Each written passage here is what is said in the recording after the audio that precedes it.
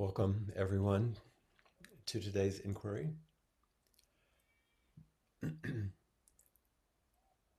I'd like to remind people, if you're not aware, of a resource which is very useful on the Appamada website, appamada.org.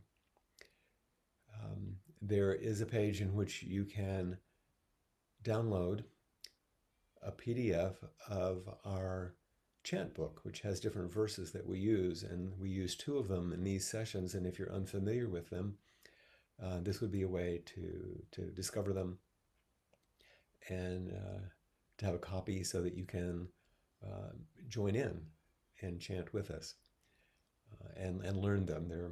They're wonderful, compact teachings to have with you.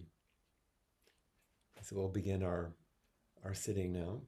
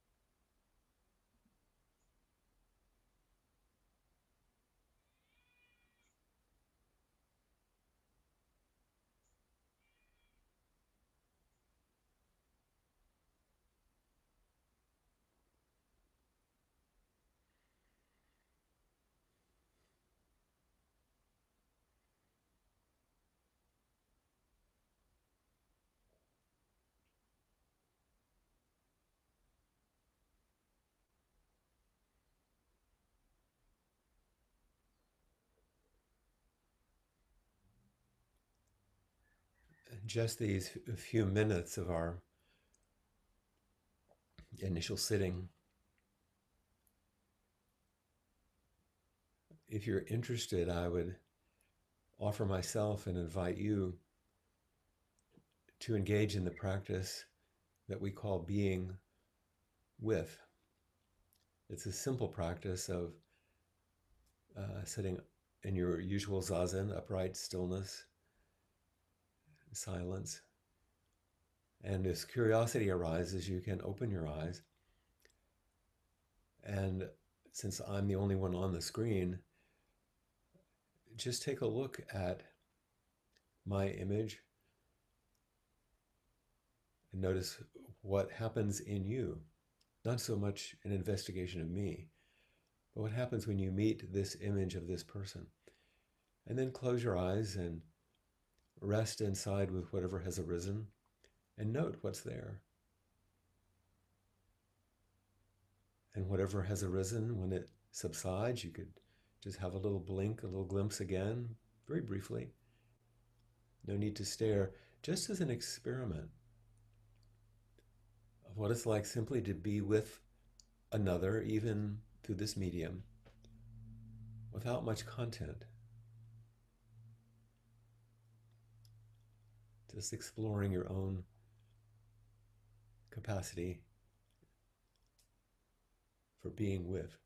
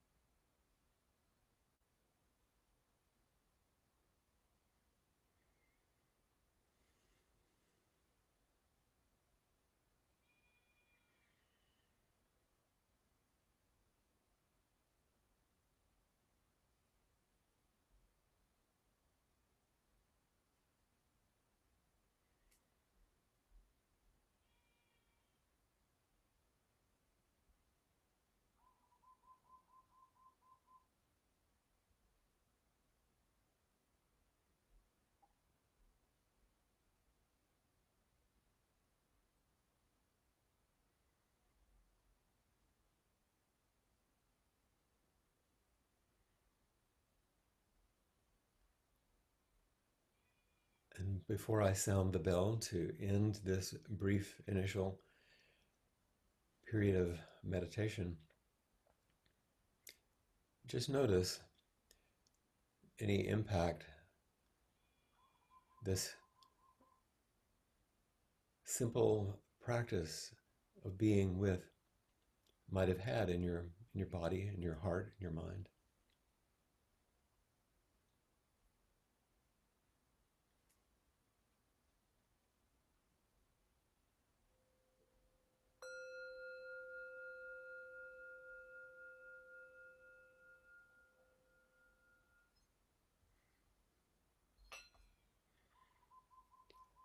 Vast is the robe of liberation, a formless field of benefaction. Wearing the universal teaching, I realize the one true nature, thus harmonizing all being. Vast is the robe of liberation, a formless field of benefaction. Wearing the universal teaching, I realize the one true nature, thus harmonizing all being. Vast is the robe of liberation, a formless field of benefaction. Wearing the universal teaching, I realize the one true nature, thus harmonizing all being.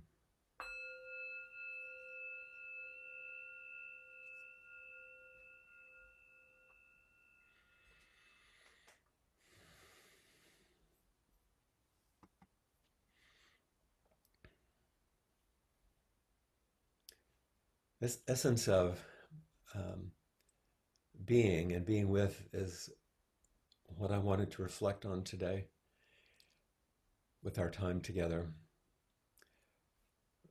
We've spent a good amount of time, most of us, I think, these days,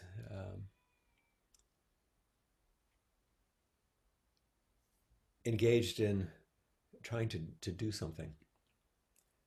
And I wanted to just step back for a moment into the simplicity of being and reflect on it as the very center of our practice. And I received a gift the other day that I want to share with you.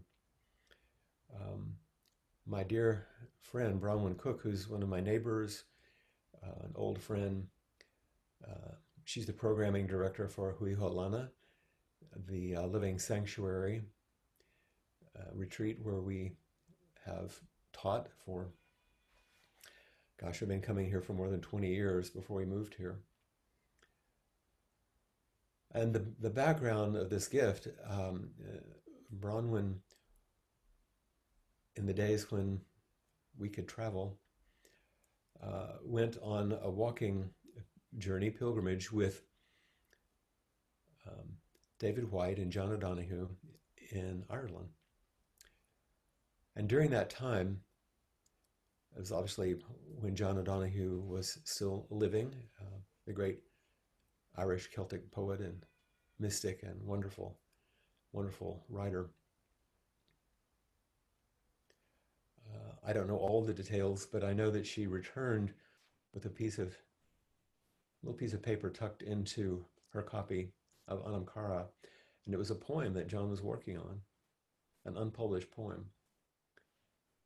And he jotted on the piece of paper that I'd seen, for Bronwyn in Love, is given to a friend. And the title was curious to me. It's MIT SEIN, Yitzien.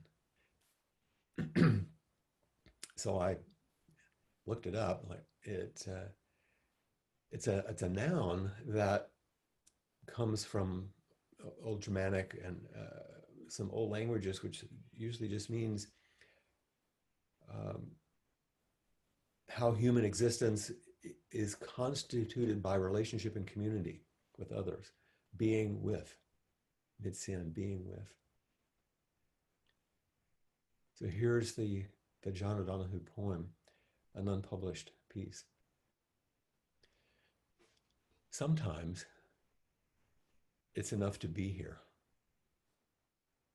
wordlessly, without gesture, without thought, without touch, utterly illegible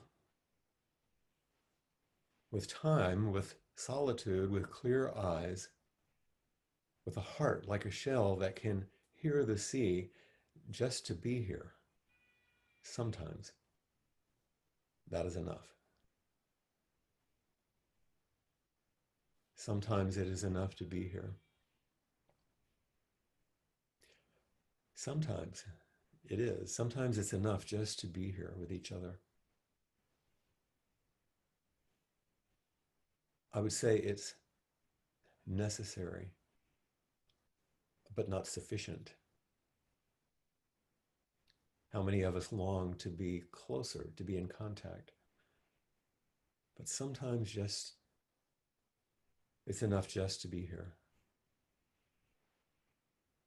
Without gesture, without thought, without touch, utterly illegible.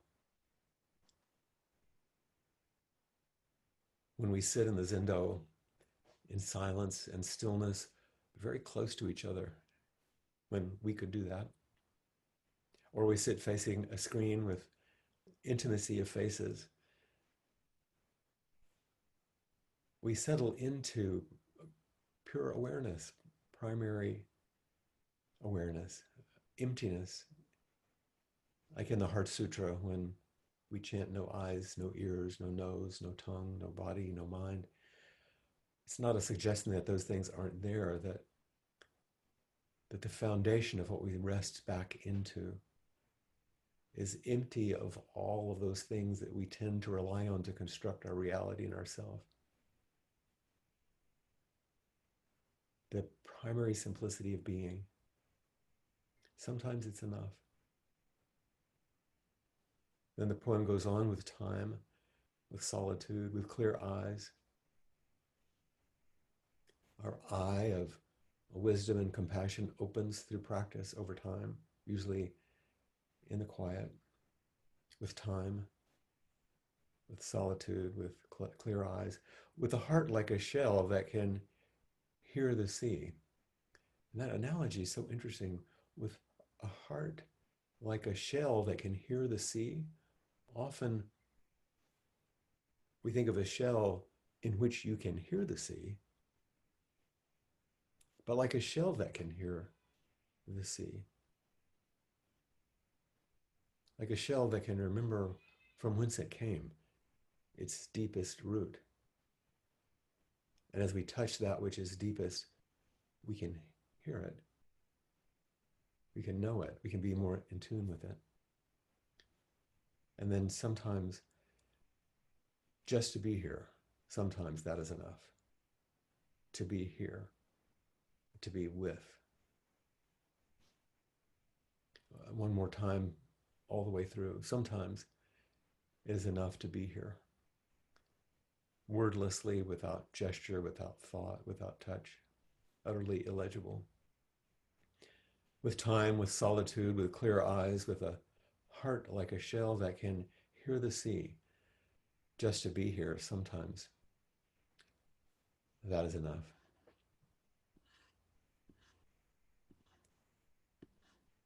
Sometimes it does seem necessary, but not sufficient. I was imagining this group of a small band of people walking through the countryside in Ireland, through the sunny days, through the rain, in the cool winds, in solitude and silence, and what that being with must have been like in the land. I don't know about you, but sometimes I can feel worn down these days by doing and trying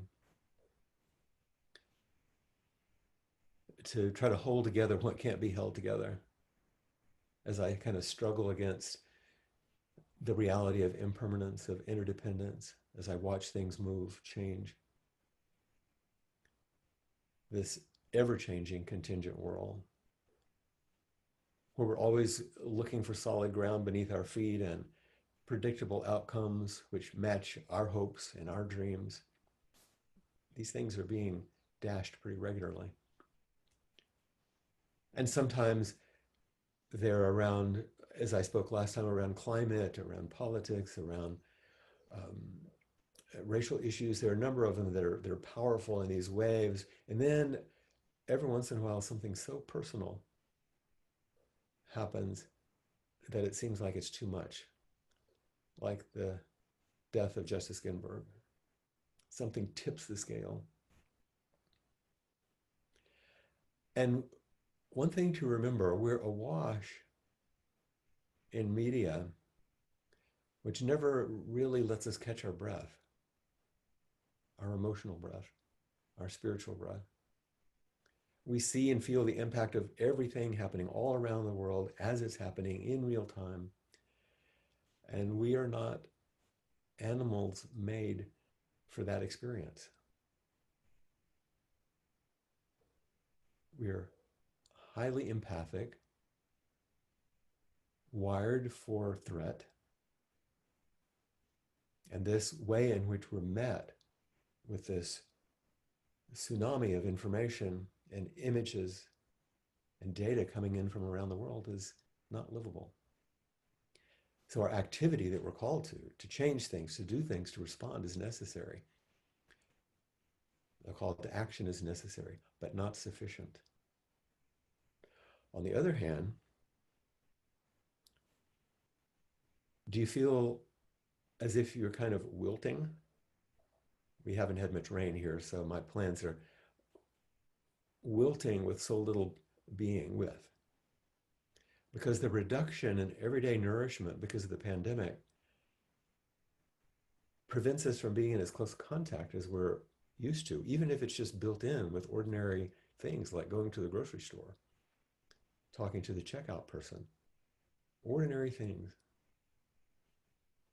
So we have less and less of a buffer because we have less and less nourishment. The kind of nourishment that is purely mammalian, the kind of that needs touch and closeness, the feel and smell of another. We have these marvelous ways of connecting, and thank goodness we have them, or we wouldn't be doing this. But as many of you have heard me say, a text message is not a whisper in your ear. A tweet isn't a kiss on your cheek. And a Facebook friends request is not a warm, outstretched hand. These things are not embodied. And then we sit. And do you ever have the sense that if you're just sitting, that you're not doing enough? Why am I just sitting here?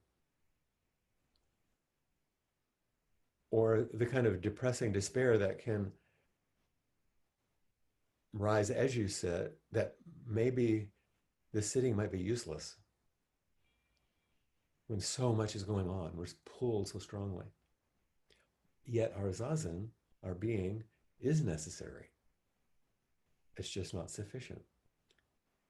So we have these two sides, activity and non-activity, responsiveness and sitting, each necessary, but not sufficient. And just as a reminder, the form of our practice of Soto Zen, just that particular form out of which Appamada arises,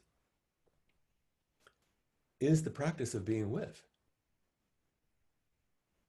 We're actively engaged in our life, in our practice. And each aspect of Zendo practice, when we're actually together, is dependent on every other piece, with no striving for an outcome. Nothing is produced. The engagement, the wholehearted engagement, is the act of practice. Mostly done in silence, with the respectful stillness, with a careful attention to moving and responding in harmony with others, and with the forms and ceremonies of practice. And if you've not been engaged in this kind of practice, this is what I mean. We enter the space of our meditation hall, the Zendo, in a certain way and take our seats in a ceremonial manner. There are times in which we bow and walk in a certain way so we can be with that moment in a kind of stillness and silence even as we move. We listen for bells, for clappers, which signal important transitions. So we're attentive and awake, responsive. We watch for other people when they offer a bow so we can respond to their bowing.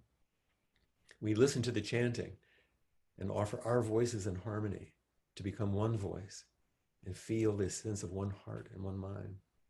Sometimes we work side by side in the zendo or in the temple, in the kitchen, out in the gardens to support the container. And we do so mostly silently, but with diligent effort.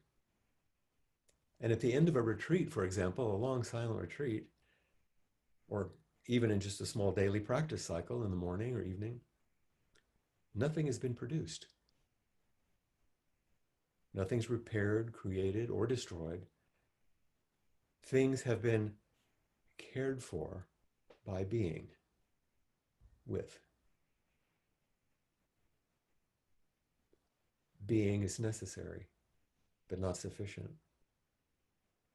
Activity and responsiveness is necessary, but not sufficient. And the bridge is with, the connection. There's one last little story I just wanted to add, um, which I won't go into in its fullness, but it's from a sutra called the Udana. And there's a monk, Maggia, who's with the Buddha, and he decides that he would love to sit in this beautiful grove of trees on his own and practice because it's so lovely. And the Buddha says, well, maybe you should stay with us and practice with us. But this young man just keeps imploring and bothering the Buddha. He just knows it's going to be better. And finally, the Buddha says, okay, give it a try. And come back and tell me what happens. So Maggia goes to his special little grove. He sits, he practices, and a while later he comes back to the Buddha and says, I can't believe it. I've practiced a long time. I've taken vows. I'm very well trained. And when I was sitting, basically, he didn't say this in the sutra exactly, but he gave a more classical definition of being, I felt crazy. I was assailed by all kind of thoughts, and some were violent, some were erotic, just chaotic. It was very strange. I'm amazed that a mind can do that. And the Buddha said, well, in someone whose awareness release is still immature, that was a line, awareness release is still immature, these qualities bring it to maturity. So he didn't say that Udana had done, Maggia had done something wrong. He said, great experiment. Notice what happens when you're just with yourself and what it's like when you come back and practice with us. He said, here are the 5 things which support our release from unskillful thoughts and which encourage maturing along the path. 1, intimacy with good friends. 2, virtuous and ethical conduct, the precepts, basically. 3, frequent conversations which inspire and encourage wholesome practice. An engagement which holds us up and supports us and keeps us moving. 4, diligence, energy, enthusiasm for the good. That's part of our precepts, being to live and be lived for the benefit of all beings, and the paramita of diligence and effort. And 5, insight into impermanence, understanding that everything changes. And then in the sutra, he does a very interesting thing. The Buddha goes back through them and says, intimacy with good friends is the first one. But if you want to have number 2, virtuous and ethical conduct, it's great to have good friends because they can encourage you and help you and let you know if maybe you're off, and you can check with them. If we're not in alignment, we can support each other in our virtuous and ethical conduct in the world. And number 3, frequent conversations which inspire and encourage this kind of practice. It's great to have good friends with whom you can have these kinds of conversations. And number 4, diligence, enthusiasm for the good. This is the fruit of this kind of friendship and these kinds of conversations. So having good friends is really supporting this. And insight into impermanence if you're going to face this challenge of understanding that everything is impermanent and contingent, it's great to have good friends to whom you can hold on and support you as you face this challenging reality of life. So basically, he said, everything that frees us matures through good friends with whom we can be and practice in these ways that sometimes appear like we're not doing much. And yet it's a crucial, crucial activity. And that the practice is the act of engagement. But that engagement is only clear, only generous, only wholesome, and sometimes wholehearted when we're with. So we're working with activity, our responsiveness, which is appropriate and wholesome, and our simple intimacy with ourselves and with each moment. And sometimes it's enough just to be here, sometimes. Without gesture, without thought, without touch, utterly illegible. With time, with solitude, with clear eyes, with a heart like a shell that can hear the sea, just to be here sometimes. That is enough. And in the face of the unimaginable, which we've been facing recently on so many fronts, the capacity to just be here with each other is really essential. That we're not thrown off, pulled about, awash in the news, wringing our hands. Just to be together is enough. And in some ways, this being together and what the Buddha was describing, these qualities, is in some ways a description of inquiry, what we're doing now. And you're raising your hand now invites a further being with, so that we can engage in wholesome conversations, energetically connect and support each other, face the impermanence, all the things that the Buddha said, because we have good friendships. So please come forward if you like, and we can engage a little more directly.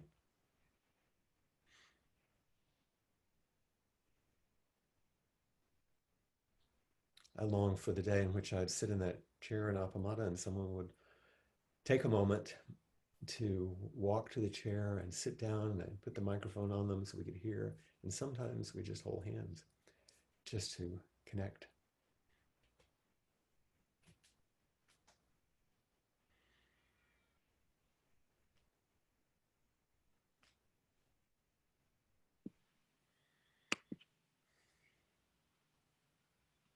Hi, Bridget. Hi, Flint. It's good to be with you. Well, You this too. the subject is very apropos. Um, we're just weeks away from my son's wedding, and I'm experiencing a certain amount of both exhilaration and fear because, as you know, my family has some complex characteristics, as most families do. Mhm. Some of whom don't speak to the other, but they're all going to come, and I'm assuming they're all going to use our very best manners, at least until they're all used up. So Right. I wanted your thoughts about being with. For instance, I just had a call with my sister. They've For those people who had a family member die, and you know my late husband died. So my son wants me to have a picture of my late husband to put on this table where they're going to show other members of the family who are deceased, who are Oh, biologically related. So I asked for my sister to help me with this because I don't have any individual portraits of my husband. They were always group shots, but they're also copyrighted. And she argued with me about, well, just take the picture and have it copied. And I said, well, Ellen, this is copyright material, so I would like it. She wanted to argue.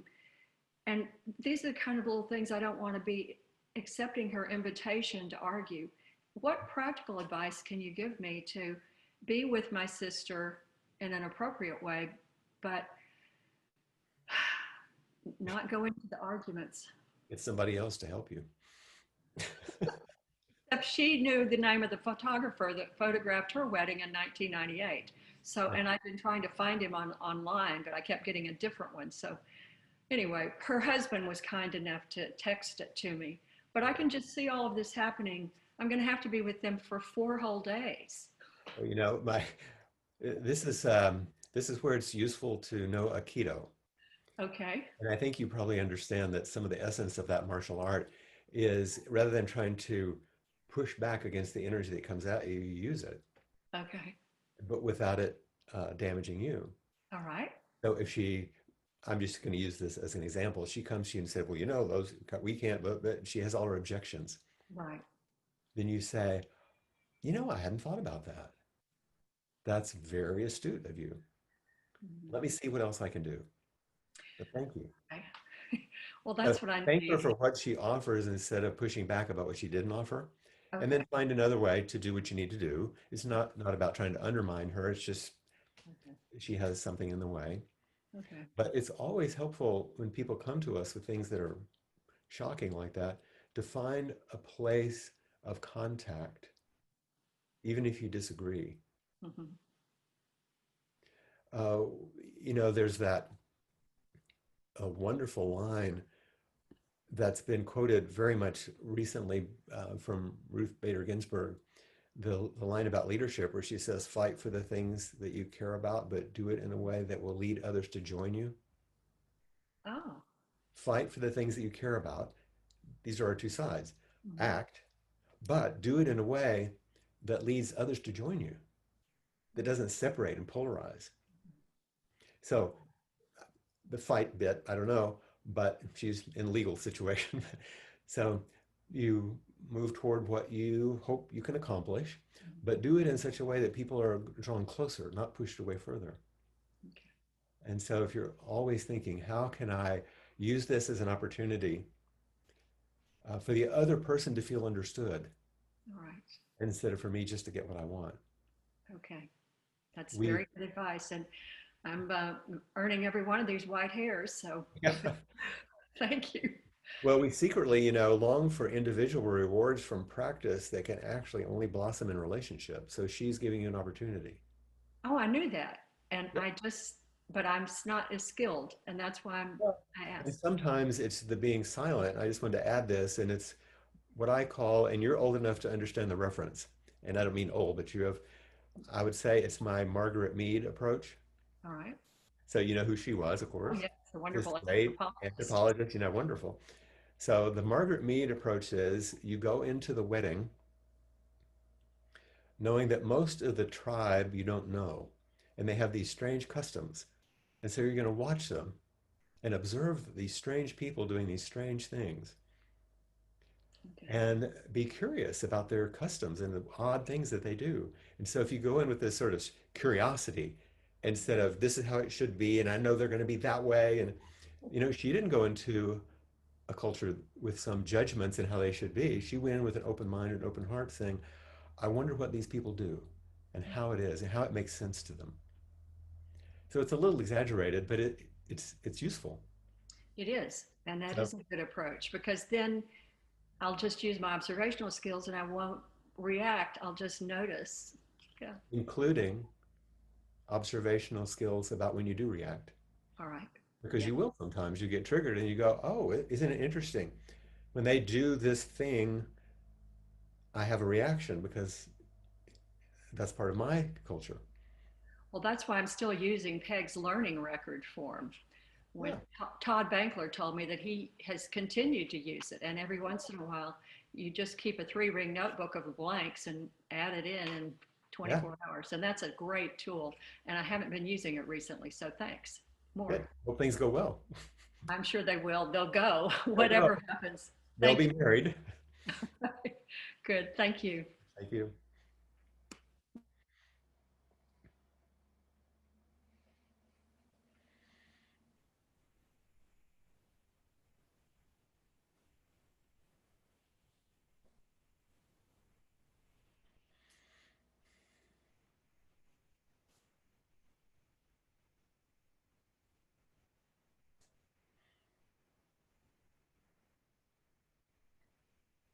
as we wait in between each person as they come on. Hi, Joan. Hi, Bill. You're still muted. You'll need to unmute your microphone there.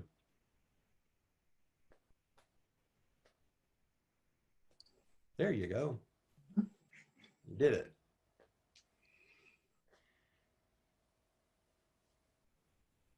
After listening to Bridget, I maybe lost my train of thought. That's okay. I'll say something while you're thinking, which is in the in those gaps between when one person leaves and it takes a moment for the next person to connect, that's our moments of zazen where we're sitting wordlessly in stillness, waiting. It's not nothing, it's something.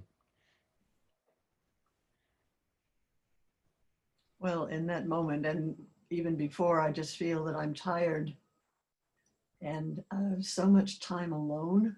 Yeah. I don't have a feeling of community. In fact, I want to tell something to my neighbor.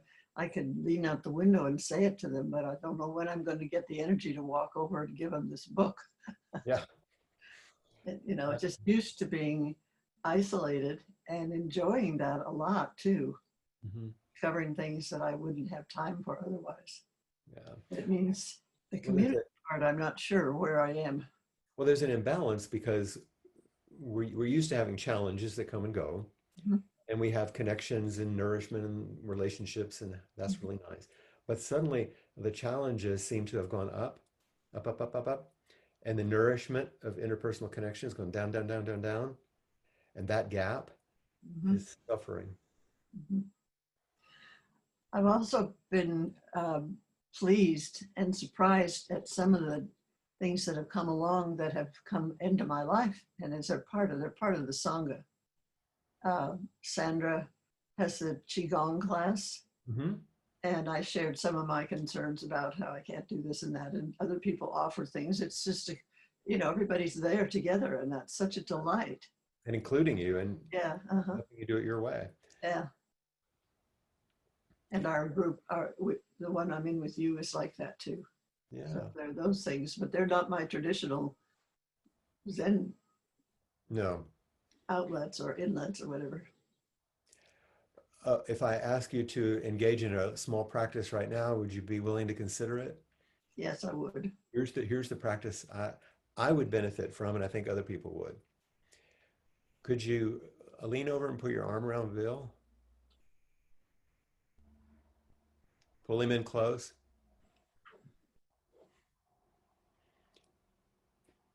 And now I feel the nourishment because I can see it.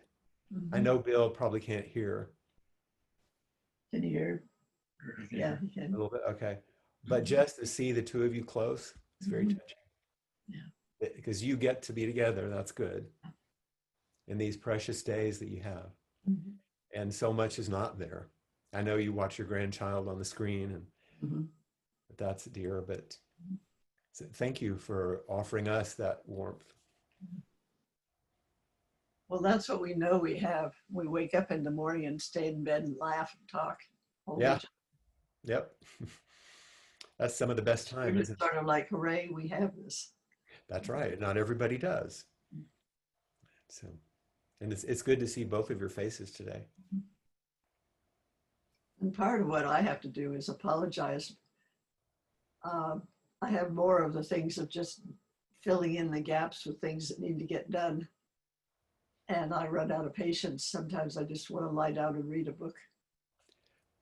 Do you Yeah. need the break? Yeah. Yeah. Well, I don't do it gracefully, let's say. I don't know how to do it gracefully. I apologize, and Bill said that's okay.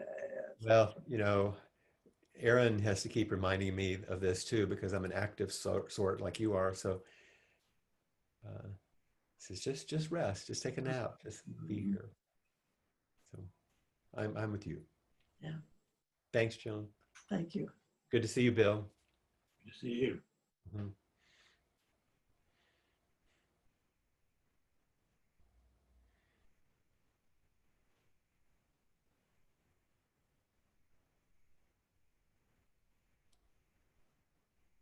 Looking for that unmute button. There you go.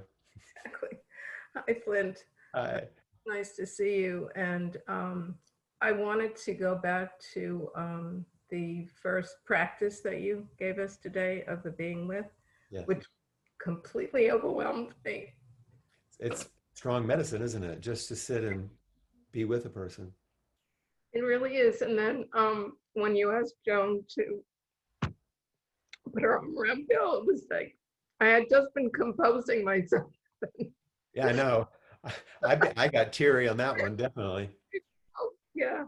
And I don't have a question, but something I thought about this morning. I was listening to classical music on the radio, and the announcer in between the selection said, her name is Annie Bergen, and my email address is this.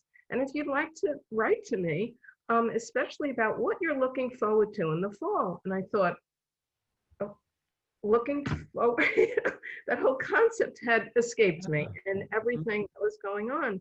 And then my next thought was, oh yeah, I'd like to go see the leaves turn up here in the north. And then I was like a little kid, but I want to do it with my friends. Yeah. Yeah. And I realized I can take more day trips by myself. But anyway, that kind of, openness of the radio announcer was How about that? There was is, very moving. we've sort of, the brightness of the future is kind of dimmed. And so we have to turn that back up a little bit. And we need each other. That's the energy and the enthusiasm, the number 4 one, that keeps us going together. Yeah, and I also thought, you know, the quarantine has made us fearful of being out, and that has kept us fearful of being in nature too, Well, which we need so much. I was saying to someone the other day, the thing that we most long for, like when you saw Joan hug Bill, we long for that, and now the other is dangerous. Exactly. That's a weird Exactly. thing in our bodies month after month, Yes. where the other, which is the source of nourishment, suddenly somehow becomes dangerous, even at an unconscious level. And we can turn that around, but it just is a little odd thing that's happening. Absolutely. It's becoming a norm, like in the elevator, you're just, you have that response. Yeah. I wanted to say thank you for your link to the beautiful art piece. Oh, you're welcome. It was gorgeous. Yes. And Just very so I wanted to meditative. And thank you for that. yes, you're welcome. Yes, Very welcome. Thank you. it's good to see you. Good to see you too. Glad we touched you.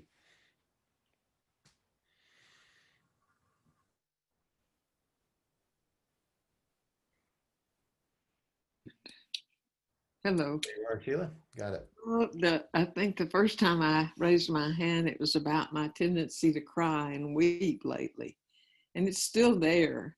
And I don't remember if it was you or one other of my wonderful teachers that said it's compassion, at least partly. I mean, and I realized when the reason I raised my hand today was just to say that I burst into tears when she put her arm around Bill. And I was glad to hear that you had a tear and that Rosemary had that Yeah, too. very, very dear. That,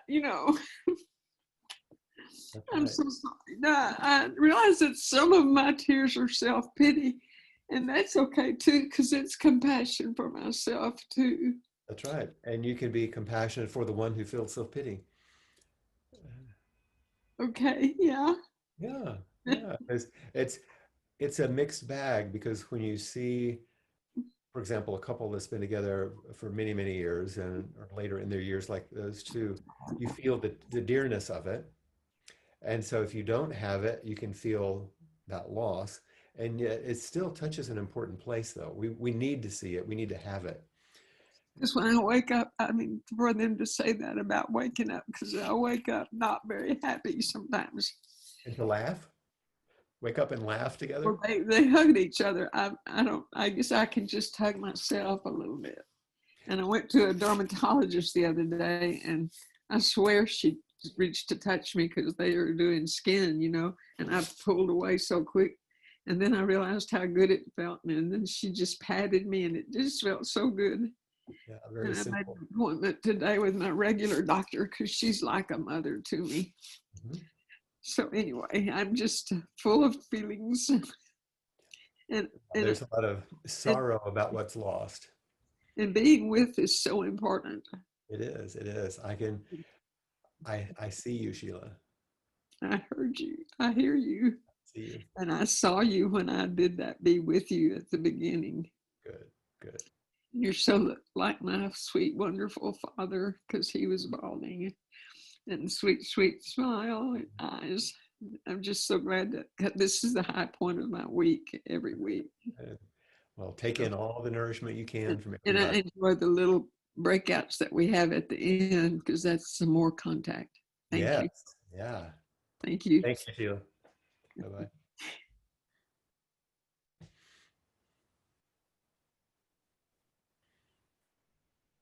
There. Hi, Sally. Hi, how are you? So It's good to see lovely. you. It's been a while. It's been quite a while, and I'm really happy to see you. I wanted to thank you for that poem Mhm. and ask if, at your convenience, if you could forward that on to us, because I Yeah. was really struck by, as you mentioned it as well, the heart like a shell can hear the sea, because it was so visual and Hmm. allowed allowed time Hmm. in, Yeah. and time and distance, sight and smell, all of those things that uh, that are part of that nurture. Yes, and the imagery was so interesting to me because it was a bit inverted, but yet it opened up something new. Yeah, I'm ex- going to check. I'm going to check with Bronwyn since it's an unpublished poem and it was a personal gift to her. If it's okay to share, she said I could use it for my teaching, so I assume so. But I well, think I should ask permission. no, absolutely ask Mhm. permission. That's why I'm Yeah, I already had permission to use it in this way, so I assume that makes it more public. But it's just well, a gem, a little jewel that no one has seen much, you know? and that's why I'm asking is because as an artist, I'm going through this same period, and it's after many transitions because I'm moving and everything else. It's like, where am I? Hmm. And that touched a chord. Yeah, yeah, it did And with me. mine touched a chord that's a thread out. Hmm. It's a thread to something that I don't know where it's going. And those are the more important things. Right, those are the ones to follow. Yeah, that's what I always call the golden thread, the golden line that leads you to what you don't know you need to know or you need to go through. And Mhm. um, it it struck, and I thank you and I thank her for it. And because I didn't catch the author's name, I didn't want to refer to it without a Yeah, proper yeah, John O'Donohue. John. Do you know the David White poem Sometimes?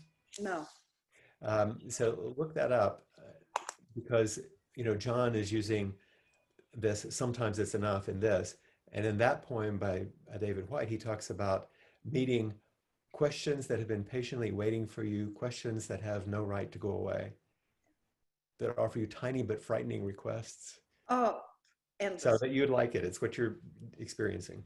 Yeah, that's exactly it. It's down and through. Yeah. Thank you. It's so great to see you. Great to see you. Take Be care. well. I love that Sally said, be well. These days it means something even more powerful, doesn't it?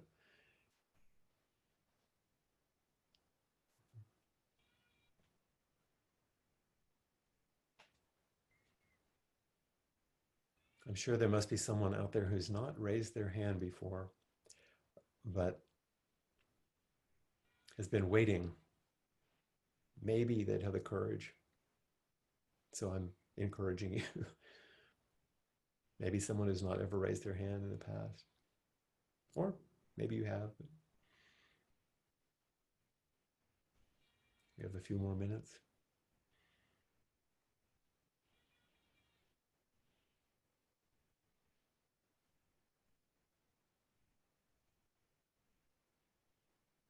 I recognize that flower. This time I'm here. You're right, yeah. Hi, hi, Flint. I'm just sitting here and just getting nourishment from this, just simply taking it in. Being with I it all. what? Being with it all. Yeah, it's interesting how just the simple experience in itself is very full.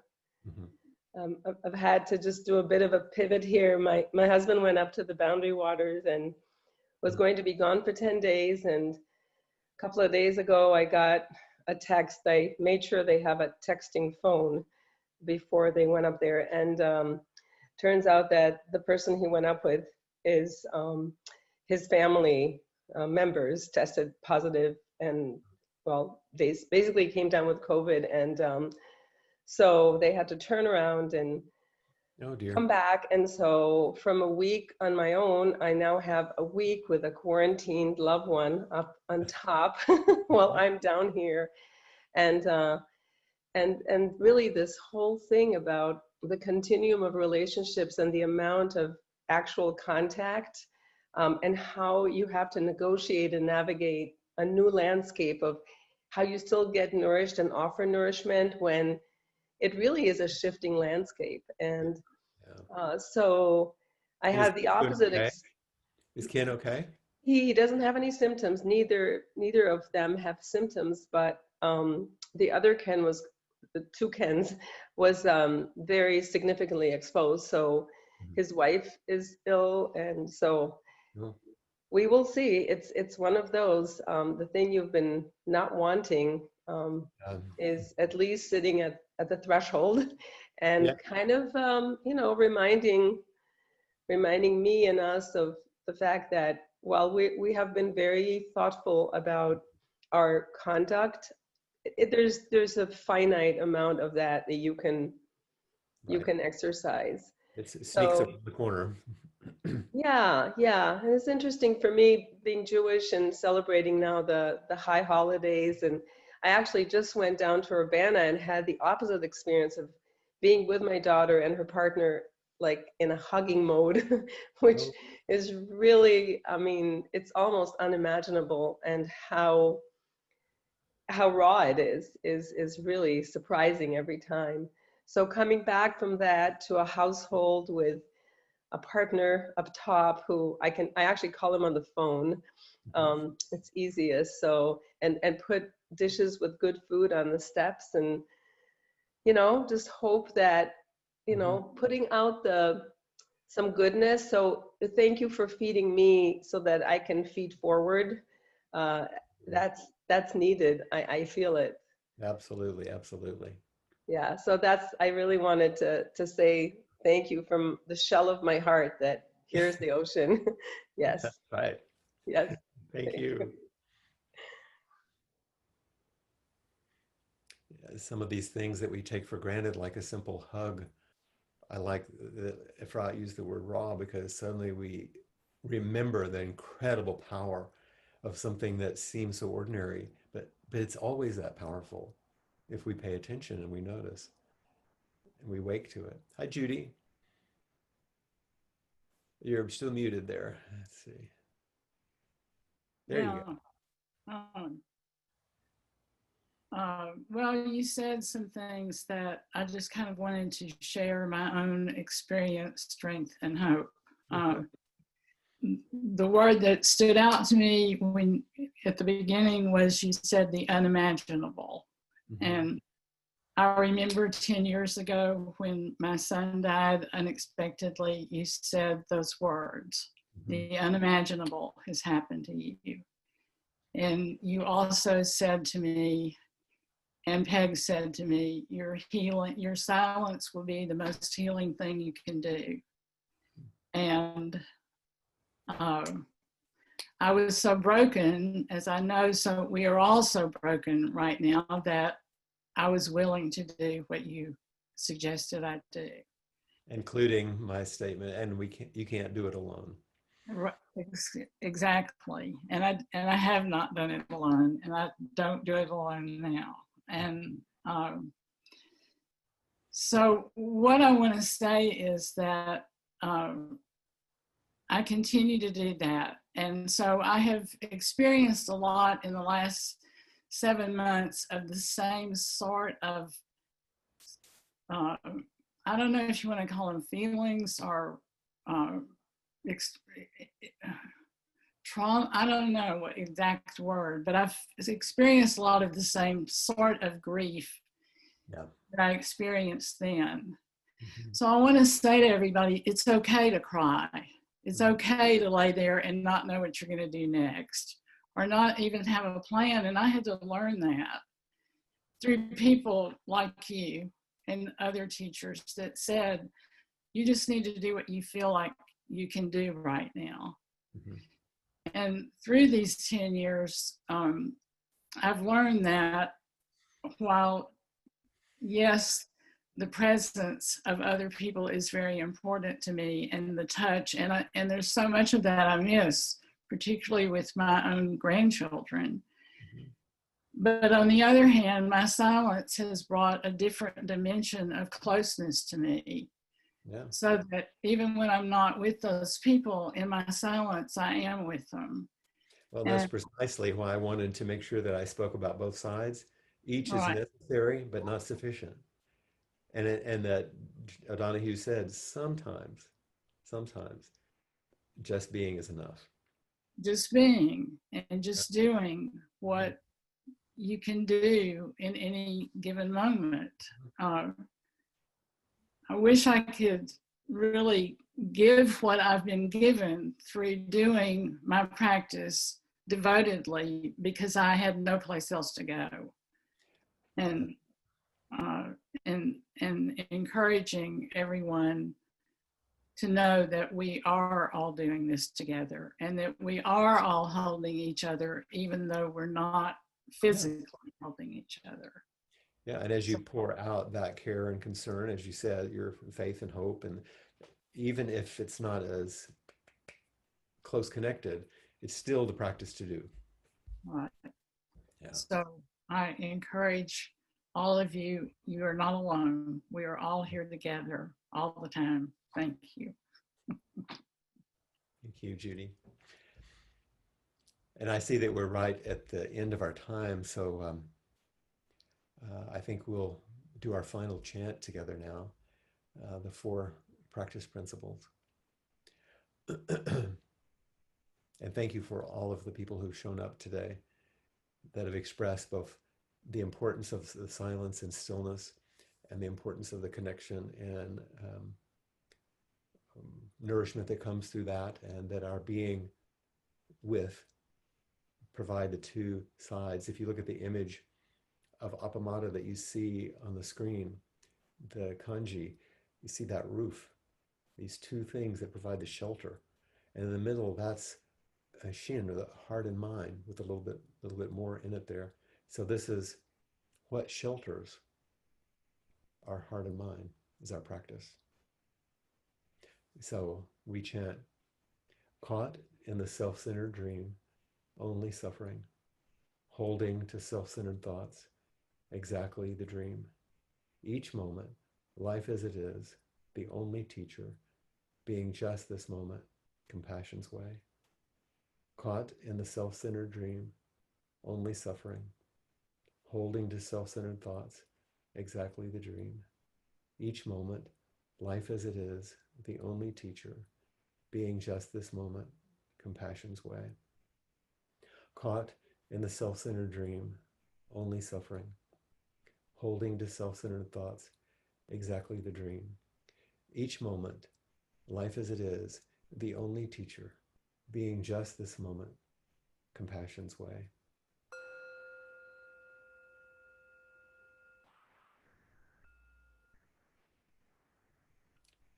And I hope that some of you will enjoy, um, as you leave this meeting, linking to the next meeting that follows, so that you can hang out and be with each other. Thank you very much. And I'm sure that Jessica will come back on it now. Appamada's programs and facilities are supported by your generosity, and your generosity and support make such a huge difference. You can find a link for contributions to both Appamada and the teachers on the website at appamada.org. Thank you. Oh, and if you want to come to the after inquiry, you can find the link on the calendar right now.